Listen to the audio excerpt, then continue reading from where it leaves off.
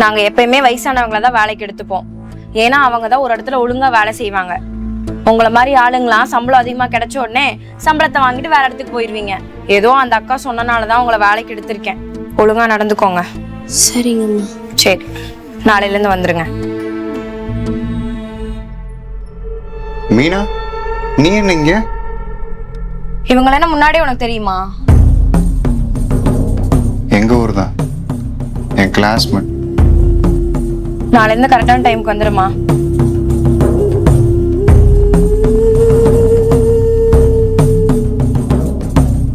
என்ன அவளை பார்த்தோன்னு ஈன்னு இழிக்கிற? இல்ல, ஃப்ரெண்டு. ஃப்ரெண்டாமா? ஃப்ரெண்டு போய் வேலையை பாரு போ.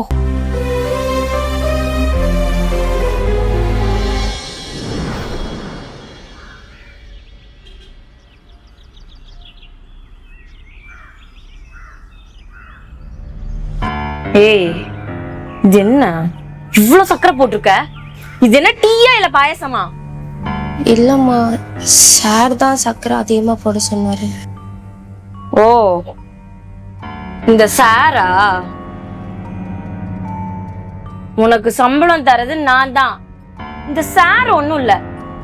போய் இத கொட்டிட்டு வேற டீ போட்டு கொண்டு வாப்போ. ஏய், நான் உன்கிட்ட என்ன சொன்னேன்? நீ என்ன பண்ணிட்டு இருக்க? இத யார் எடுத்துட்டு போவா? எனக்கு சரியாதான் இருக்கு. இங்க பாரு, உனக்கு சம்பளம் கொடுக்கறது நான் தான். இங்க எனக்கு என்ன வேணுமோ அதுதான் எல்லாருக்கும். எடுத்துட்டு போ.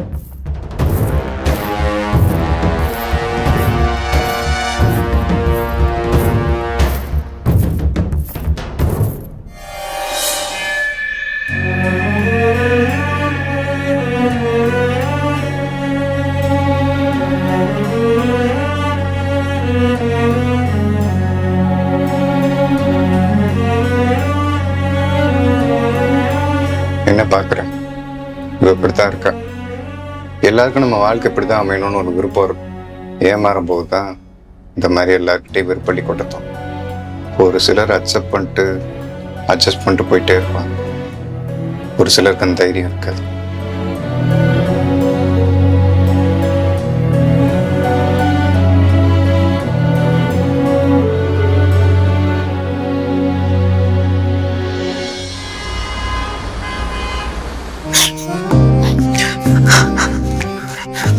இப்போ உனக்கு என்னதான் ஆச்சு? அதான் இவ்வளவு பெரிய பையனா வளர்ந்துருக்கல, ஏன் இன்னும் சின்ன குழந்தை மாதிரி அழுதுகிட்டு இருக்க? என்ன பிரச்சனைன்னு சொல்லு. அக்கா, என் ஃப்ரெண்டுக்கு நெக்ஸ்ட் மந்த் மேரேஜ் ஃபிக்ஸ் பண்ணிட்டாங்க. நிச்சயதார்த்தம் கூட முடிஞ்சிருச்சு. அட, அப்படின்னா அவன் தான்டா அழுகணும். நீயே பைத்தியம் மாதிரி பண்ணிட்டு இருக்க. அக்கா, நான் உனக்கு ஒன்று கல்யாணம் ஆக போதுன்னு நான் ஒன்றும் பொறாமல்ல அழுவல, சரியா? என்னையும் கொஞ்சம் நினச்சி பாரு. நீயும் நம்ம ஃபேமிலி எனக்கு எத்தனை பொண்ணு பார்த்தீங்க, ஆனால் எனக்கு ஒரு நல்ல வரன் கூட அமையல. என் ஃப்ரெண்ட்ஸ் எல்லாத்துக்கும் கல்யாணம் ஆயிடுச்சுக்கா. இப்போ 6 மாதத்துக்கு முன்னாடி கூட என் ஃப்ரெண்டு ஒருத்தனுக்கு கல்யாணம் ஆச்சு. 5 வருஷமா லவ் பண்ணி இப்போ கல்யாணம் பண்ணிட்டு சந்தோஷமா இருக்கான். எனக்கு காதல் கூட அமையல. எனக்கு நிறையா வரன் வந்துச்சு, அதில் பாதி பேர் என்னைய வேணான்ட்டாங்க, மீதி பேரை நான் வேணான்னு சொல்லிட்டேன். இருக்க சூழ்நிலையை பார்த்தா எனக்கு கல்யாணமே ஆகாது போல. என்னை நினைச்சாலே பயமா இருக்குக்கா. நீ அமைதியா இரு தம்பி, அமைதியா இரு. வரன் பார்த்து அரேஞ்ச் பண்ற மேரேஜ் எல்லாம் கொஞ்சம் கஷ்டமா தான் இருக்கும். அந்த கஷ்டம் எல்லாரும் பார்க்க தானே செய்யறாங்க. அக்கா, நான் என் கஷ்டத்தை சொல்லிட்டு இருக்கேன், நீ என்னடா நான் சிரிக்கிற? அதுவும் இல்லாமல் எல்லாமே போராடுறாங்க, எல்லாமே கஷ்டத்தை சந்திக்கிறாங்கன்னு எப்படி சொல்லலாம்? உன் கல்யாணம் ஈஸியாக நடந்துருச்சு, எந்த பிரச்சனையும் வந்த மாதிரி தெரியல. நான் அஜித்தை பாக்குறதுக்கு முன்னாடி எத்தனை வாரம் வேணாம் சொல்லியிருக்கேன்னு உனக்கு தெரியுமா? உனக்கு ஞாபகம் இருக்கா இல்லையா? இல்லைக்கா, அம்மா என்கிட்ட எதுவுமே சொன்னதில்லை, எனக்கு எதுவும் தெரியாது. அப்போ அப்பாவும் அம்மாவும் எனக்கு வரன் பார்த்துட்டு இருந்தாங்க. எனக்கு ஒரு வரன் கூட சரியா அமையல. நானும் 25 வரனுக்கு மேல வேணாம் சொல்லிட்டேன். என் கல்யாணத்தை நினைச்சு அப்பா எவ்வளவு மன உளைச்சலுக்கு ஆளாயிட்டாரு. உன்னால நம்ப முடியுதா? அந்த நேரத்துல நாங்க எல்லா முயற்சியுமே பண்ணி பார்த்தோம். எங்களுக்கு எந்த ஒரு தெளிவுமே கிடைக்கல. அப்பதான் எனக்கு ஒண்ணு ஞாபகம் வந்தது. அம்மா தான் என்ன ஒரு ஜோசியர்கிட்ட பேச சொன்னாங்க. ஆரம்பத்துல எனக்கு இது மேலாம் சுத்தமா நம்பிக்கை இல்லை. அப்புறம் தான் யோசிச்சு பார்த்தேன், அப்படி பேசினா என்ன தப்பாயிட போகுதுன்னு. ஆஸ்ட்ரோ டாக் ஆப்ல ஜோதிடர் லக்ஷ்மி கிட்ட பேசினேன். அவங்க என்னோட பிறந்த தேதியை மட்டும் தான் கேட்டாங்க. நீ சொன்னா நம்ப மாட்ட. உன் கல்யாணத்தை நினைச்சு எது கவலைப்படுறியா, உன் கல்யாணம் சம்மந்தப்பட்ட கேள்வி எது கேட்கணுமான்னு சொன்னாங்க.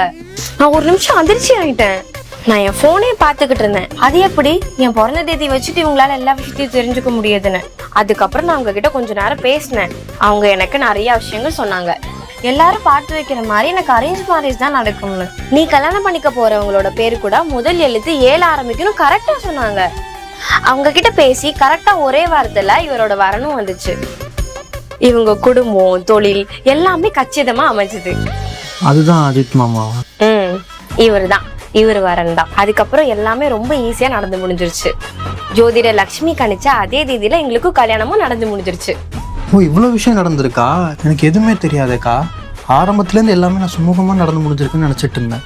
நான் உன்கிட்ட சொன்னேன்ல, வரன் பார்க்கும் போது இந்த மாதிரி வர சிக்கல்லாம் சகஜம் தானே.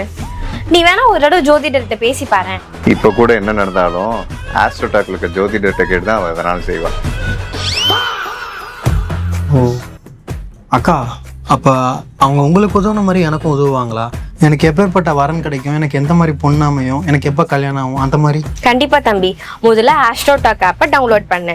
அதுல இருக்க சூப்பரான விஷயம் என்ன தெரியுமா? உன்னோட முதல் சாட் முற்றிலும் இலவசம். அக்கா, அந்த ஆப் எப்படி நான் டவுன்லோட் பண்றது? ஆப் லிங்க் டிஸ்கிரிப்ஷன்ல இருக்கு, உடனே டவுன்லோட் பண்ணிக்கோங்க.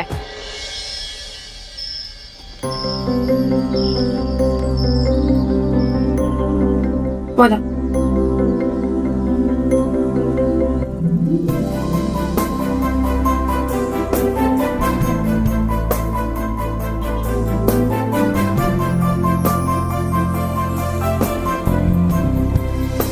நல்லா இருக்கு.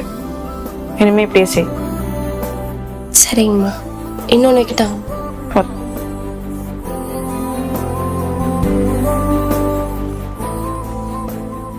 ரொம்ப தேங்க்ஸ் மீனா. எப்பவுமே 2 தோசை தான், அதுவும் பசிக்கூடாதுன்னு சாப்பிடுவேன். அதுவும் எனக்கு பிடிச்ச கோதுமை ஆட்டு தோசை வேறையா, அதான் 2 எக்ஸ்ட்ரா போயிடுச்சு. இன்னொரு தோசை வைக்கட்டுமா?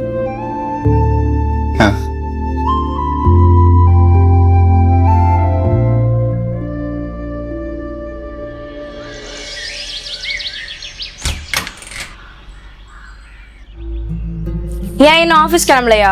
உடம்பு சரியில்லை. நல்லா உட்காந்து வேலை செய்யறவனுக்கு ஒரு கேடு வராது. சும்மா உட்காந்து சீட்டு தேய்க்கிறவங்களுக்கு உடம்பு சரியில்லையாமா. போய் ஹாஸ்பிட்டல்ல செக்அப் பண்ணு.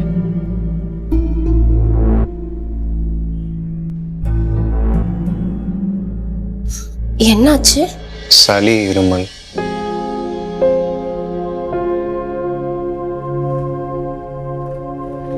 இதை குடி. மன்னிச்சிருங்க, இது குடிங்க. அவ இருக்கப்ப அவ முன்னாடி வாங்க போங்கன்னு கூப்பிடு. அவ இல்லாதப்ப எப்ப இப்படி கூப்பிடியோ அப்படி கூப்பிடு. சரியா? சரி, குடி.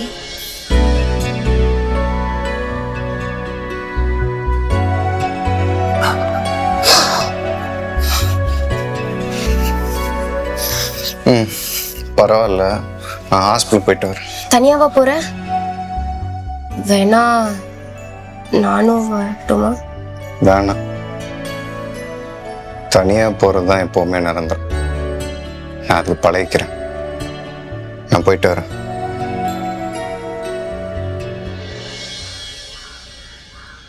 எனக்கு ஒரு ஹெல்ப் பண்றியா?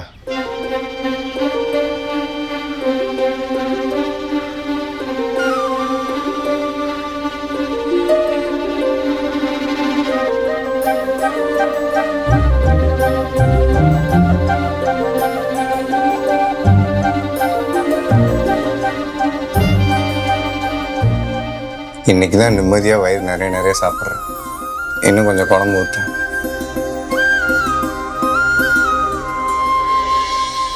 நான் ஒன்று கேட்கட்டுமா? என்ன கேட்க போறேன்னு தெரியும். கல்யாணம் ஆன புதுசுல 2 பேரும் சந்தோஷமா தான் இருந்தோம். ஆனால் கொஞ்ச நாள் கழிச்சு பிரச்சனை ஆரம்பிச்சிச்சு. எங்களுக்கு குழந்தை தள்ளி போச்சு. அதனாலே எல்லாரும் ஒரு மாதிரி பேச ஆரம்பிச்சிட்டாங்க. அந்த நேரத்தில் வேலையும் சேர்த்து போயிடுச்சு. மொத்தமாக கையால் ஆகாத ஆம்பளே அவங்க முன்னாடி நின்னேன்.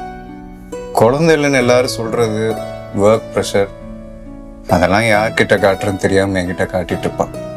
மற்றபடி என் மேலே பாசம் இல்லாமலாம் இல்லை, பாசம்லாம் இருக்கு. எல்லாம் கொஞ்ச நாள் தான் சரியாயிடுதுன்னு நம்பிக்கை எனக்கு இருக்கு. நான் வேணா ஒரு ஹாஸ்பிட்டல் சொல்றேன், அங்கே போய் பார்த்துட்டு வரீங்களா? அவளுக்கு சுத்தமாக ஹோப் போயிடுச்சு. நான் சொன்னாலும் கேட்க மாட்டேன். நான் வேணா சொல்றேன். பயங்கரமா திட்டுவா. பரவாயில்ல, நான் வாங்கிக்கிறேன்.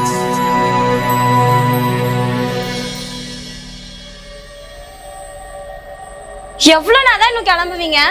டைம் வேற ஆயிட்டு இருக்கு. பொழப்பு எப்ப பாரு. அம்மா, என்ன உங்ககிட்ட ஒன்று சொல்லணும். சொல்லு. என்ன சம்பளம் எதுவும் அதிகமா வேணுமா? அதெல்லாம் இல்லைம்மா.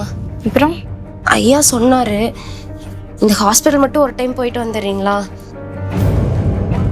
உன் மனசுல என்ன நினைச்சிட்டு இருக்க? நீ எதுக்கு வந்தியோ அதை மட்டும் பாரு. தேவையில்லாத வேலையெல்லாம் நீ இன்வால்வ் ஆயிட்டு இருக்காத. இதுடா பெருசா அட்வைஸ் பண்றதுக்கு. கொஞ்சம் இடம் கொடுத்து ஓவரா பண்ணிட்டு இருப்பீங்களா? நீங்க என்ன வேணாலும் திட்டுங்கம்மா, ஆனா ஒரு டைம் இந்த ஹாஸ்பிட்டல் போயிட்டு வந்துருங்கம்மா.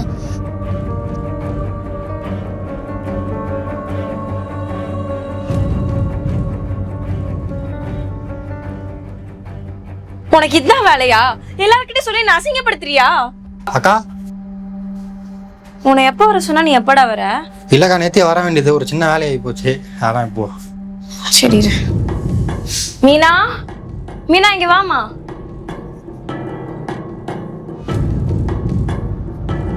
சரி நீ ரெஸ்ட் எடு. ஆஃபீஸ் போயிட்டு வந்தா நான் பேசிக்கலாம். உனக்கு என்ன வேணுமோ பார்த்து செஞ்சு கொடு. சரிம்மா. அவன் ஏன் தனியா இருக்கணும்? நான் வேணா அவன் கூட இங்கேயே இருக்கணும். ரொம்ப தான் அக்கறை. கிளம்பு.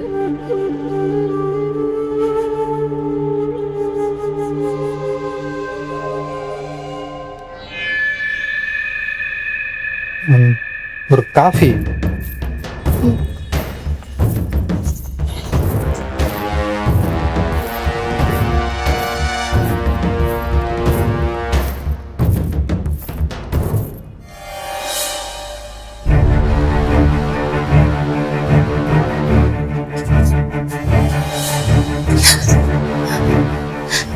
ஒன்றும் இல்லை, சும்மா தான் வந்தேன்.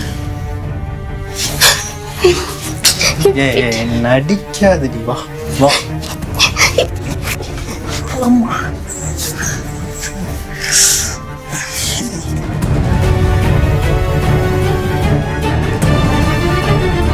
முன்னாடியே ஒத்துக்கிட்டு இருந்தா இந்த பிரச்சனை எல்லாம் வந்திருக்கும்.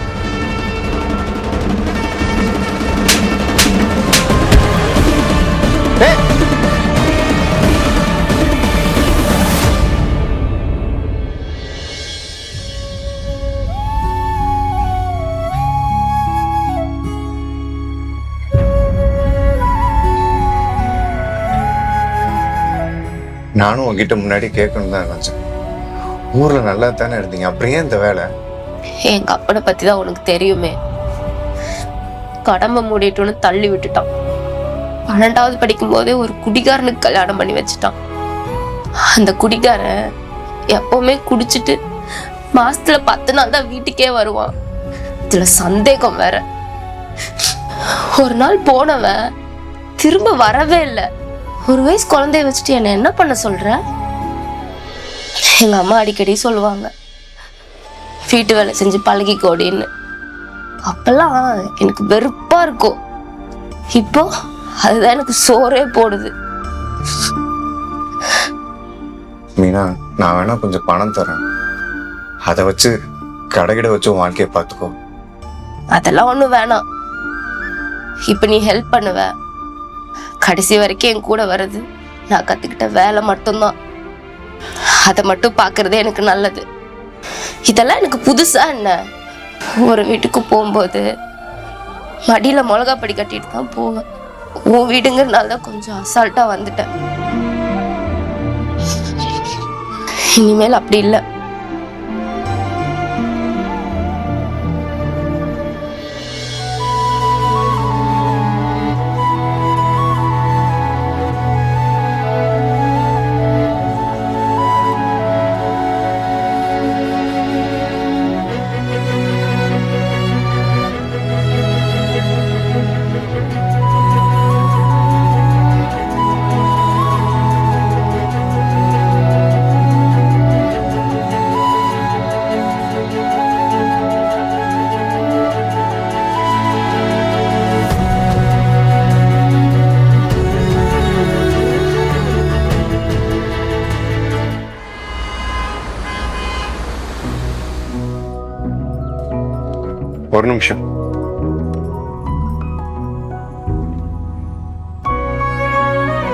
என்ன இதெல்லாம்? நான் உங்ககிட்ட இது கேட்டேனா?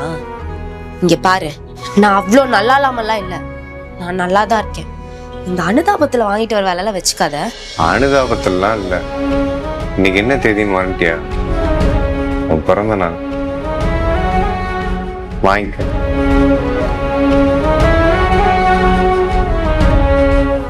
நல்லா இருக்கு. போய் கட்டிட்டு வா. ஐயோ வேணாம், அம்மா பார்த்தா திட்டுவாங்க. அவ வரமாட்டா, ஆஃபீஸ் போயிருக்கா, நைட்டு தான் வருவான். போய் கட்டிட்டு வா. ம்.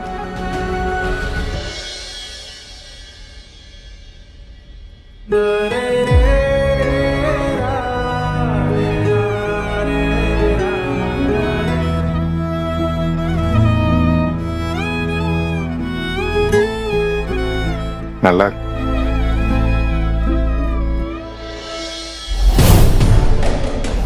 பாத்தியாக்கா, நான் சொல்லும் போது நம்மளால நான் ஆஃபீஸ் காமிச்சிட்டு அவர் ஸ்கூல் ஃப்ரெண்டோட ஜாலியாக இருக்கு. கிஃப்ட்டை பார்த்தியா? நீ நினைக்கிற மாதிரிலாம் ஒன்றும் இல்லை. நான் என்னடா பண்ணிட்டேன் உனக்கு? நான் என்ன பண்ணேன்? நீ ஏன்டா எனக்காக பழி எடுத்துக்கிட்ட? மீனா சொன்ன ஹாஸ்பிட்டலுக்கு நான் தனியாக போனேன். உங்க கூட உங்க ஹஸ்பண்ட் வரலையாம்மா? இல்லை டாக்டர், எதா இருந்தாலும் நீங்கள் என்கிட்டயே சொல்லுங்கள். உங்க ரிப்போர்ட்டை செக் பண்ணதில் நீங்க குழந்தை பெற்றுக்கிறதுக்கு சான்ஸ் ரொம்ப கம்மியா இருக்குமா. சப்போஸ் நீங்க ட்ரீட்மெண்ட் எடுத்தாலும் 20-30% தான் சான்ஸ் இருக்கு. நம்பிக்கையோட இருங்க. ஹலோ, உங்கள் ஹஸ்பண்ட் தான் உங்ககிட்ட எந்த உண்மையும் சொல்ல வேணாம்னு சொன்னார்.